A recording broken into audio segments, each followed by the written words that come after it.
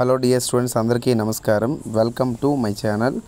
My dear students, ఈరోజు మనము railway టార్గెట్ని తీసుకొని మనం చాలా రోజుల నుంచి వీడియోస్ చేయడం జరుగుతుంది.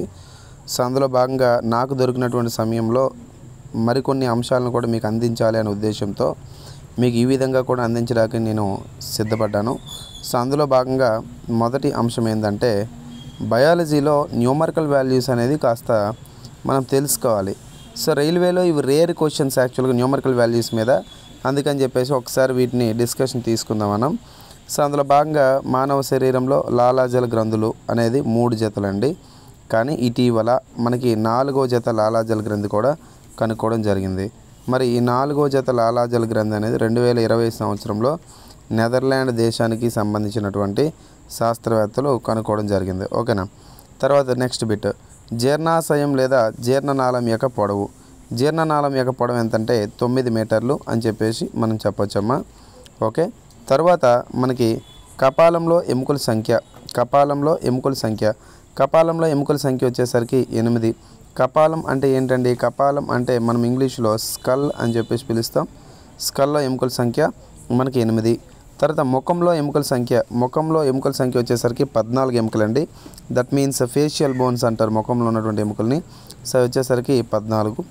తర్వాత మానవ శరీరంలో కాలేయం యొక్క బరువు వచ్చేసరికి 1.5 కేజీలు అని చెప్పేసి మనం చెప్తూ ఉంటాం. దాన్ని 1.5 కేజీగా తీసుకోవచ్చు. అండ్ అదేవిధంగా ఈ కాలేయం అనేది అతిపెద్ద గ్రంథి. కాలేయం అనేది మానవ శరీరంలో అతిపెద్ద గ్రంథి, లార్జెస్ట్ గ్లాండ్ అంటారు. తర్వాత క్లామము అంటే ఏంటండి? ఇక్కడ ప్యాంక్రియాస్ అంటారు. సో ప్యాంక్రియాస్ అని చెప్పి మనము ఇంగ్లీష్లో పిలుస్తూ ఉంటాము. So the weight of the pancreas is about 150 grams అమ్మ. తర్వాత మనకి చిన్న ప్రేగు యొక్క వ్యాసం అంటే స్మాల్ ఇంటెస్టైన్ ఏదైతే ఉందో స్మాల్ ఇంటెస్టైన్ యొక్క మనకి వ్యాసం ఎంత అని అడుగుతూ ఉన్నారు. ఓకేనండి. Radius. So the radius is 3 centimetres. చిన్న ప్రేగు యొక్క వ్యాసం ఎంతమ్మా? 3 సెంటీమీటర్స్. తర్వాత పెద్ద ప్రేగు యొక్క వ్యాసం ఎంత? 6 సెంటీమీటర్స్ అని చెప్పి చెప్తాం. ఓకేనా. తర్వాత ఊపిరితిత్తుల బరువు వచ్చేసి మనకి 950 గ్రాములు. ఊపిరితిత్తుల గురించి అధ్యయనం చేయడాన్ని మనం ఏమని పిలుస్తామంటే పల్మనాలజీ అని చెప్పేసి పిలుస్తామా. పల్మనాలజీ. తర్వాత హృదయం యొక్క బరువు. ఇక్కడ చూడండి 2 వాల్యూస్ ఉన్నాయి. ఇక్కడ 300 గ్రాములు వచ్చేసరికి పెద్దవారి యొక్క హృదయము, అదేవిధంగా 240 గ్రాములు వచ్చేసరికి చిన్నపిల్లల్లో ఉన్నటువంటి హృదయం యొక్క బరువుగా మనం చెప్తాం. తర్వాత ప్రక్కటెముకలు. ఓకేనమ్మా. ప్రక్కటెముకల సంఖ్య అంటే రిబ్స్ అంటాం కదా. సో రిబ్స్ యొక్క సంఖ్య ఎంత అంటే మన శరీరంలో రిబ్స్ యొక్క సంఖ్య 24 అంటే ఏమని చెప్పాలా? 12 జతలు అంటారు. 12 జతల్లో 11వ జత 12వ జత ఈ రెండు కూడా తేలియాడే ఎముకలు లేదా ఫ్లోటింగ్ రిబ్స్ అని చెప్పేసి మనం పిలుస్తాం. తర్వాత చిన్న ప్రేగు యొక్క పొడవు తీసుకుంటే 6.5 మీటర్స్గా మనం తీసుకుంటాం. ఓకేనమ్మా. తర్వాత మెదడు బరువు, ద బ్రెయిన్ వెయిట్ అనమాట.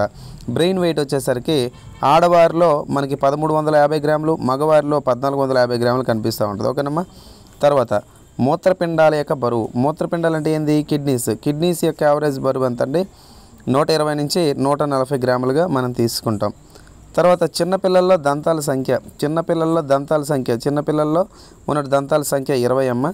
మరి ఈ 20 దంతాలను మనం ఏమని పిలుస్తాం? తెలుగులో 20 దంతాలను పాల దంతాలు అని చెప్పేసి అంటాం, లేదా ఇంగ్లీష్లో మిల్క్ టీత్ అంటాం, ఆర్ ఎల్స్ దీనికి డెసిడియస్ టీత్ అని కూడా మనం పిలుస్తారు. పెద్దవారిలో ఉన్నటువంటి దంతాల సంఖ్య 32. మరి 32 దంతాలను మనం ఏమని పిలుస్తాం సార్ అంటే శాశ్వత దంతాలు అని చెప్పేసి మనం పిలుస్తాం. తర్వాత చేతిలో గల ఎముకల సంఖ్య 30 అండి. మరి 2 చేతులకు వచ్చేసరికి 60 ఎముకలు ఉంటాయి, 2 కాళ్ళలో 60 ఎముకలు ఉంటాయి. సో చేతులు అనేసరికి కనుక 30 ఎముకలుగా మనం తీసుకుంటాం. తర్వాత ఫాలోపియన్ నాళాల సంఖ్య. స్త్రీలలో ఉన్నటువంటి ఫాలోపియన్ నాళము, దీన్నే అండాశయ నాళము, అండనాళం అని కూడా పిలుస్తారు. అండ్ లేదా it is called Fallopian tube అంటారు, లేదా దీన్నే ఓవిడక్ట్ అని చెప్పేసి కూడా పిలుస్తారు. ఓవిడక్ట్ అంటారు, లేదా ఫాలోపియన్ నాళం అంటారు. ఈ ఫాలోపియన్ నాళాల సంఖ్య 2 లేదా ఫాలోపియన్ నాళాలు 1 జత గలవు అని చెప్పేసి కూడా మనం గుర్తుపెట్టుకోవాలి. మరిన్ని బిట్స్ ఏవైతే ఉన్నాయో అవి కూడా మనం డిస్కస్ చేసే ప్రయత్నం చేద్దాం ఇదే వీడియోలో. సో జాగ్రత్తగా వినండి అమ్మా. సో తర్వాత బిట్స్లో భాగంగా చూడండి, ఇక్కడ హృదయం అనేది సాధారణంగా హార్దిక కండరాలతో తయారవుతుంది. హార్దిక కండరాలు అంటే ఏమంటారు? ఇంగ్లీష్లో కార్డియాక్ మజిల్స్ అని చెప్పేసి పిలుస్తారండి. హార్దిక కండరాలు అంటే కార్డియాక్ మజిల్స్.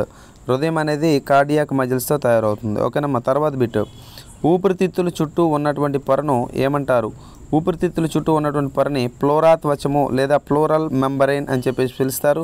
ఇది ఎలక్ట్రికల్ సప్లైస్ కానీ ఎక్స్టర్నల్ ఇంపల్సెస్ ఏమైనా వచ్చినా కానీ బాహ్య ప్రచోదనాలు వస్తే కనుక ఊపిరితిత్తులు పాడైపోకుండా ఉండడానికి, ఎలాంటి ప్రమాదం లేకుండా ఉండడానికి ఇక్కడ ఉన్నటువంటి ప్లోరా త్వచం అని ఉపయోగపడుతూ ఉంది. తర్వాత జీర్ణ వ్యవస్థలో గల జీర్ణ గ్రంథులు కానివేది? మనకి జీర్ణ గ్రంథులు అంటే ఏంది? జీర్ణాశయంలోని ఆహారాన్ని జీర్ణం చేయడానికి ఉపయోగపడేవి. మరి ఆహారం జీర్ణం చేయడానికి ఉపయోగపడేవి వాటిని జీర్ణ గ్రంథులు అంటారు సాధారణంగా. కానీ ఇక్కడ జీర్ణ గ్రంథులు కావు, కానీ దాని అనుబంధ గ్రంథులు అంటారు. అంటే అసోసియేటివ్ గ్లాండ్స్ అని ఎవరిని పిలుస్తారు సార్ అంటే క్లోమము మరియు కాలేయము, లివర్ అండ్ ప్యాంక్రియాస్. ఈ రెండు కూడా డైజెస్టివ్ గ్లాండ్స్ కాదు, కానీ associative glands to the digestive system అంటారు.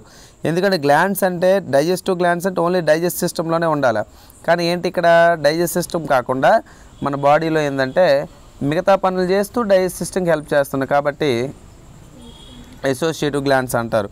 ఓకేనా. తర్వాత ఎలాంటి హార్మోన్లను ఉత్పత్తి చేయనటువంటి గ్రంథి అది? ఎలాంటి హార్మోన్స్ అంటే no hormones can be secreted by the gland. ఎలాంటి హార్మోన్లు కూడా ఉత్పత్తి చేయని గ్రంథి ఏదంటే కాలేయాన్ని మనం చెప్పుకోవచ్చు. తర్వాత మోస్ట్ ఇంపార్టెంట్ బిట్, రక్తంలో గల వర్ణ పదార్థం పిగ్మెంట్ ఇన్ ద బ్లడ్ ఏంటంటే హీమోగ్లోబిన్. హీమోగ్లోబిన్ని హెచ్బితో చూపిస్తూ ఉంటారు. తర్వాత హీమోగ్లోబిన్లో గల పిగ్మెంట్ ఏంటి? హీమోగ్లోబిన్లో ఉన్న వర్ణ పదార్థం ఏంటి? ఫార్ఫరిన్ అని చెప్పేసి పిలుస్తారు. ఇది మోస్ట్ ఇంపార్టెంట్, 2018 గ్రూప్ డీలో అడిగాడు. ఓకేనా. తర్వాత ఎమైలేజ్ అనే ఎంజైము చిన్న ప్రేగుల్లో ఏం చేస్తుంది? Most most most most important నాన్న ఇది. ఓకేనా. ఎమైలేజ్ అని పిలుస్తున్న ఎంజైమ్ చాలా ఇంపార్టెంట్. ఈ ఎమైలేజ్ అనే ఎంజైమ్ అనే చిన్న ప్రేగుల్లో కార్బోహైడ్రేట్లు డైజెస్ట్ చేస్తుంది. అదేవిధంగా నోట్లో కూడా ఎమైలేజ్ ఉంటుంది. ఏ ఎమైలేజ్? సెలైవరీ ఎమైలేజ్ అంటారు. ఏమంటారమ్మా? Salivary amylase.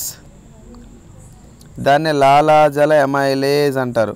నోట్లో ఉన్నటువంటి లాలాజల ఎమైలేజ్ అయితే నోట్లో ఉన్నటువంటి ఆహార పదార్థాలలో గల కార్బోహైడ్రేట్లు ఏవైతున్నాయో వాటిని జీర్ణం చేస్తుంది. జీర్ణం అంటే ఏమంటారమ్మా? డైజెషన్ అని చెప్పేసి పిలుస్తారు. ఓకే. తర్వాత జీర్ణాశయంలో గల జఠర రోగే అంటే జీర్ణాశయంలో మడతలు లాంటి నిర్మాణాలు ఉంటే వాటిని జఠర రోగే అంటారు, గ్యాస్ట్రిక్ రోగే. ఇవేం చేస్తాయి? సర్ఫేస్ ఏరియా, జీర్ణాశయం యొక్క సర్ఫేస్ ఏరియా పెంచుతుంది. అంటే ఎక్కువ ఆహారం తీసుకున్నా అవి ఏంటంటే మడతల్లో ఉన్నటువంటి ఓపెన్ అయ్యి వైశాల్యాన్ని పెంచుతాయి. తర్వాత క్లామం నుండి ఉత్పత్తి అయ్యే హార్మోన్లు, ప్యాంక్రియాస్ నుంచి వచ్చినటువంటి హార్మోన్స్ రెండే రెండు. ఏందయ్యి? ఇన్సులిన్ ఒకటి, గ్లూకాగన్ ఒకటి. ఇన్సులిన్ ఏమంటారంటే హైపర్ గ్లైసిమిక్ హార్మోన్ అంటారు. గ్లూకాగన్ ఏమంటారంటే హైపోగ్లైసిమిక్ హార్మోన్ అని చెప్పి పిలుస్తారు. ఓకేనా. తర్వాత 1 నిమిషంలో మనం తీసుకున్న శ్వాసను ఏమంటారు? 1 మినిట్లో మనం తీసుకున్న బ్రీత్ని ఏమంటారంటే బ్రీతింగ్ రేట్ లేదా రెస్పిరేటరీ రేట్ అంటారు, లేదా శ్వాసక్రియ రేట్ అంటారు. ఇది రైల్వే ప్రీవియస్ బిట్. తర్వాత వాతావరణంలోని ఆక్సిజన్ శాతం ఎంత? 21% ఆక్సిజన్ శాతము. మరి తర్వాత ఇటీవల కనుగొన్నటువంటి లాలాజల గ్రంథి, ట్యూబేరియా అని పిలుస్తున్నటువంటి లాలాజల గ్రంథి 2020 సంవత్సరంలో నెదర్లాండ్ దేశానికి చెందినటువంటి శాస్త్రవేత్తలు కనుక్కోవడం జరిగిందంట. ఓకేనమ్మా. సో గుర్తుపెట్టుకోండి.